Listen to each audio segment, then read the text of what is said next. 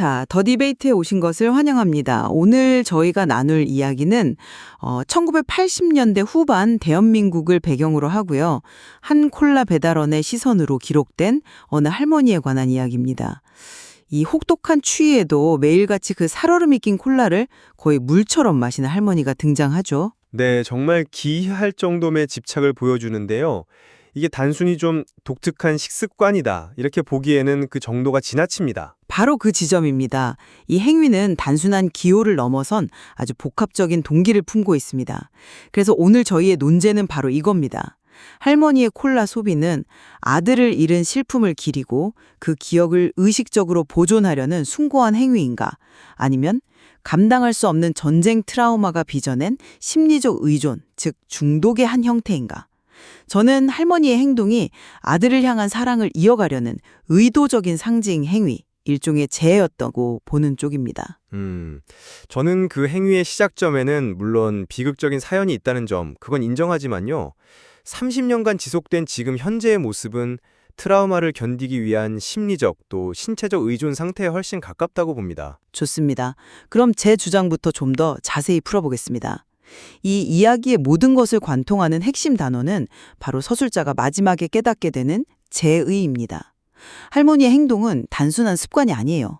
아주 정교하게 설계된 의식이죠. 일부러 가장 추운 날 콜라 괴짝을 밖에 내놓아서 과냉각 상태로 만들고요.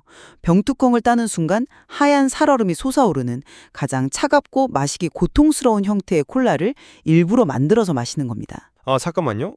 바로 그 고통이라는 부분, 그러니까 의도적으로 고통을 추구한다는 말씀이신가요? 그게 어떻게 아들을 기리는 방식이 될 수 있는 거죠? 네, 아주 중요한 질문입니다. 바로 그 고통이 핵심이기 때문입니다. 그 행위는 30년 전 아들이 죽어가던 바로 그 순간을 매일같이 재현하는 것이거든요. 아이의 몸에서 흘러나온 그 뜨거운 피와 깨진 병에서 쏟아진 차가운 콜라가 뒤섞였던 끔찍하고 역설적인 감각, 그걸 매일 자신의 혀와 목으로 다시 새기는 겁니다. 망각하지 않기 위해서요.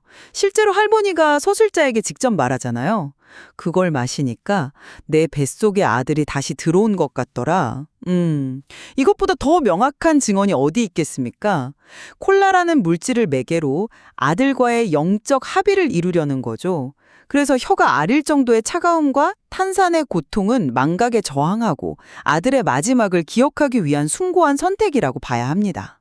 영적 합일이라는 표현을 쓰셨는데 저는 바로 그 지점에서 의문이 생깁니다.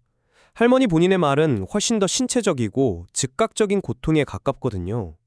내 이거 없으면 눈알이 핑 돌고 가슴이 답답해가 숨을 못 쉰다. 이건 영적인 언어가 아니지 않습니까? 아주 전형적인 금단 증상에 대한 묘사죠. 그건 이 제의가 얼마나 절박한지를 보여주는 표현일 뿐 본질을 바꾸진 않는다고 봅니다. 글쎄요, 저는 좀 다르게 보입니다. 그런 숭고한 의미를 부여하기 전에 서술자가 할머니를 처음 봤을 때 어떻게 묘사했는지를 먼저 봐야 합니다. 그는 할머니를 그 마약에 깊이 중독된 할머니라고 불렀죠. 이건 할머니의 비극적인 사연을 알기 전 제3자의 눈에 비친 가장 객관적인 관찰입니다. 그리고 방금 제가 인용한 할머니의 말, 그 마지막이 더 중요합니다. 스스로 이렇게 결론 내리죠. 이게 내 약이다. 약. 약이요. 여기서 약은 기억을 위한 성스러운 매개체가 아니라 당장의 신체적 고통과 불안을 잠재우기 위한 물질을 의미하는 게 훨씬 자연스럽지 않나요? 약이라는 단어에 집중하신 점은 아주 흥미롭네요. 하지만 저는 그 단어가 꼭 의존이나 중독만을 의미한다고 보진 않습니다. 오히려 그 반대도 있을 수 있습니다. 카톨릭의 성취성사에서 포도주와 빵을 영혼의 양식이라고 부르는 것처럼 할머니에게 콜라는 영혼을 지탱하는 성약과 같은 의미일 수 있다는 거죠. 성약이라. 하지만 성체성사가 신체적 건강을 해치진 않잖아요. 주변 사람들이 뭐라고 합니까? 밥도 안 드시고 이것만 드신다고 걱정하죠. 이건 이 행위가 기억 보존이라는 긍정적 기능을 넘어서 건강을 해치고 일상을 파괴하는 자기 파괴적 수준에 이르렀음을 보여주는 명백한 증거입니다. 비극적 사연이 행동의 시작점이었을 수는 있지만 30년이 지난 지금은 통제 불가능한 의존 상태로 변질되었다고 보는 게 합리적입니다. 그 자기 파괴라는 표현에는 동의할 수가 없습니다. 할머니는 고통스러운 기억을 회피하는 게 아니라 오히려 그걸 가장 생생하게 직면하고 매일같이 되새기는 겁니다. 그 고통스러운 재연의 과정을 통해 아들과의 연결을 느끼고 그걸 통해서 하루를 더 살아갈 힘을 얻는 거죠. 즉, 기억하는 행위 자체가 그녀에게는 유일한 약이자 구원인 셈입니다. 파괴가 아니라 생존 방식이었던 겁니다. 하지만 약의 본질은 결국 증상을 완화하고 고통을 억제하는 데 있지 않습니까? 작중 묘사를 보면 할머니가 콜라를 마시고 나서 눈에 생기가 돌았다고 나옵니다. 이건 고통스러운 기억을 직면한 결과라기보다는 약물로 인해서 일시적으로 고통에서 벗어난 상태에 가깝다고 봐야죠. 만약 이 행위가 정말 아들을 적극적으로 기억하기 위함이라면 그 결과는 평온이나 슬픔의 승화와 같은 것이어야 하지 않을까요? 하지만 할머니의 모습은 약을 복용하고 나서야 간신히 안정을 찾는 중독자의 모습과 너무나 흡사합니다. 그건 안정이 아니라 제2를 마친 후에 어떤 경건함 같은 것이라고 봅니다. 하루의 가장 중요한 과업을 끝낸 거죠. 저는 그렇게 보지 않습니다. 그녀가 말하는 약은 아들을 잃은 슬픔이라는 근원적인 병을 치료하는 약이 아닙니다. 그 병으로 인해 발생하는 눈알이 퀭돌고 가슴이 답답한 현재의 발작적인 증상을 억누르기 위한 대증요법에 불과한 거죠. 결국 아들을 기억하기 위해서가 아니라 그 기억이 불러일으키는 현재의 고통을 견뎌내기 위한 대처기제라는 겁니다. 기억이 목적이 아니라 고통 완화가 목적인 거죠. 설득력이 있는 논리지만 그렇다면 이 행위의 아주 특수한 의도성을 설명할 수가 없습니다. 만약 단순한 카페인이나 당분 중독이라면 어떤 형태의 콜라든 상관없어야 합니다. 뭐 따뜻하게 데워 마시든 김이 다 빠진 걸 마시든 말이죠. 하지만 할머니는 왜 하필 혹한 속에서 꽁꽁언 혀가 마비될 정도의 차가운 콜라에 집착할까요? 이 특정한 형태에 대한 집착이야말로 이 행위가 단순한 중독이 아니라 아들의 마지막 순간과 연결된 중요한 상징적 제의임을 증명하는 가장 강력한 증거라고 생각합니다. 결국 서술자의 시선이 이렇게 바뀌는 것, 이게 바로 작가가 우리에게 하고 싶었던 이야기 아닐까요? 처음엔 중독으로 오해했지만 진실을 알고 나서는 제의로 이해하게 되잖아요. 우리는 서술자의 그 깨달음을 따라가야 합니다. 물론 서술자가 감정적으로 동화되었을 가능성 충분히 일리가 있습니다. 하지만 그렇다면 이 이야기의 결말은 어떻게 설명해야 할까요? 그 깨달음의 주체가 누구인지 다시 한번 생각해 볼 필요가 있습니다. 서술자는 할머니의 끔찍한 사연에 깊이 감화된, 감정적으로 완전히 동화된 인물입니다. 그의 최종적인 해석, 즉 제의라는 규정은 객관적인 분석이라기보다 한 노인의 비극을 숭고하게 이해하고 위로하려는 매우 감정적이고 낭만적인 시선일 수 있다는 거죠. 낭만적인 시선이라고요? 네. 중독 연구를 보면 중독 행위 역시 특정한 방식과 절차에 집착하는 의례화 경향을 아주 강하게 보입니다. 예를 들어 알코올 중독자가 늘 같은 술집, 같은 자리에 앉아 같은 술을 마시려 하는 것처럼요. 할머니가 살얼음꾼 콜라에 집착하는 것 역시 최초의 트라우마적 경험과 결부된 중독의 의례화 과정일 수 있다는 겁니다. 서술자는 이 비극적인 중독의 의례를 숭고한 의미를 지닌 제의로 오해했을 가능성을 배제할 수 없습니다. 아, 그렇게 보니 서술자의 역할이 정말 다시 보이네요. 저는 그를 단순한 관찰자라고만 생각했는데 말씀하신 대로라면 그가 이 제2의 마지막 조각을 맞춰지는 인물인 셈이군요. 하지만 저는 그게 오해가 아니라고 봅니다. 서술자의 깨달음을 단순한 감상적인 오해로 치부한다면 이 이야기의 구원적인 결말을 설명할 길이 없습니다.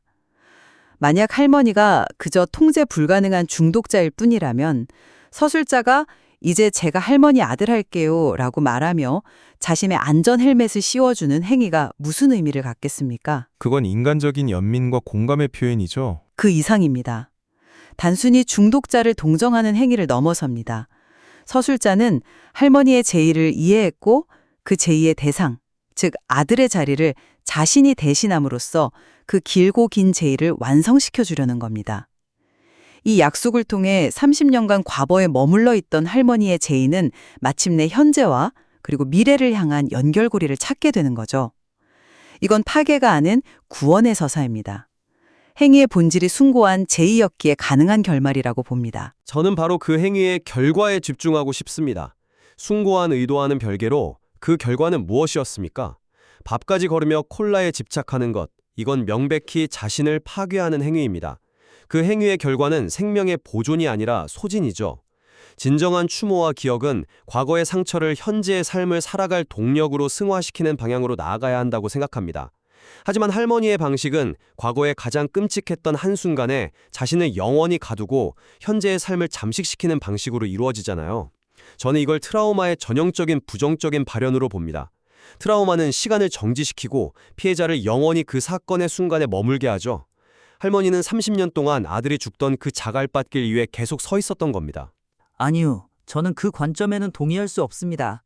그 행위가 없었다면 할머니가 과연 30년의 세월을 버틸 수 있었을까요? 아마 아들을 잃은 슬픔과 죄책감 속에서 훨씬 전에 무너져 내렸을지도 모릅니다. 그것은 자신을 파괴하는 게 아니라 아들 없이는 아무 의미도 없는 이 잔인한 세상에서 살아남기 위한 유일한 방법이었던 겁니다. 그녀에게 아들을 기억하는 것은 과거에 갇히는 게 아니라 살아있음의 이유 그 자체였습니다. 콜라를 마시는 그 고통스러운 행위는 역설적으로 자신이 아직 살아있고 아들을 기억하고 있음을 확인하는 생존의 의식이었던 거죠. 그 말씀은 결국 그 행위가 생존을 위한 수단이었음을 인정하시는 것으로 들립니다. 맞습니다. 수단이었죠. 하지만 그게 건강한 생존 수단이었냐는 겁니다. 극심한 통증을 겪는 환자가 진통제에 의존해서 하루하루를 버티는 것과 같아요. 진통제가 당장의 고통을 잊게 해줄 수는 있지만 병의 근원을 치료하지는 못합니다. 오히려 시간이 지날수록 약에 대한 내성만 키우고 몸은 망가지더문이죠. 할머니의 30년은 그런 시간이었습니다. 슬픔을 극복하거나 통합하지 못했고 콜라라는 외부 물질의 힘을 빌려서 간신히 버텨왔을 뿐입니다. 서술자의 등장은 바로 그 지점에서 새로운 희망을 보여줍니다. 그 생존 의식이 마침내 새로운 국면을 만나는 순간이죠. 아들을 기업하는 어머니에서 새로운 아들을 기다리는 어머니로 역할이 전환되는 겁니다. 이것이야말로 진정한 의미의 구원입니다.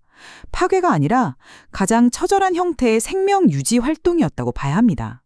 서술자의 마지막 행동이 감동적이라는 점은 저도 인정합니다. 하지만 그것은 할머니의 중독 행위 자체를 긍정한 것이라고 보긴 어렵습니다. 그 행위의 뿌리에 있는 깊은 슬픔과 고독에 공감하고 인간적인 연결을 시도한 것이죠.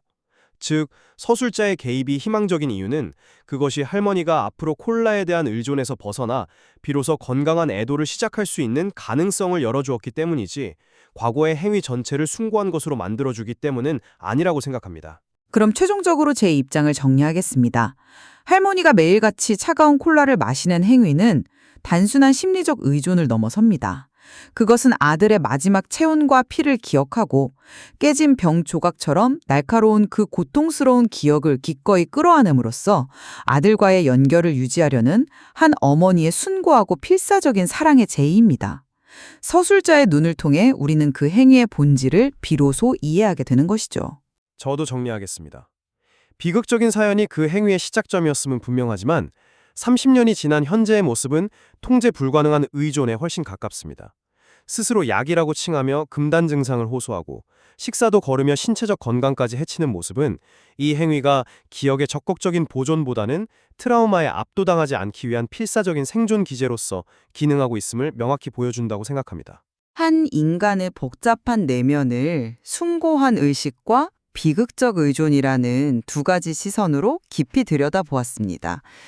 이야기를 나눌수록 어느 한쪽으로 쉽게 결론 내릴 수 없는 문제라는 생각이 드네요. 맞습니다. 어쩌면 진실은 그 둘의 경계 어딘가에 혹은 그 둘 모두를 포함하는 더 복잡한 모습일지도 모르겠습니다. 이 이야기는 전쟁이라는 거대한 비극이 한 개인의 일상에 얼마나 깊고 기이한 흔적을 남기는지, 그리고 그 지울 수 없는 상처를 안고 살아간다는 것의 의미가 무엇인지 우리 모두에게 깊은 질문을 던지고 있습니다.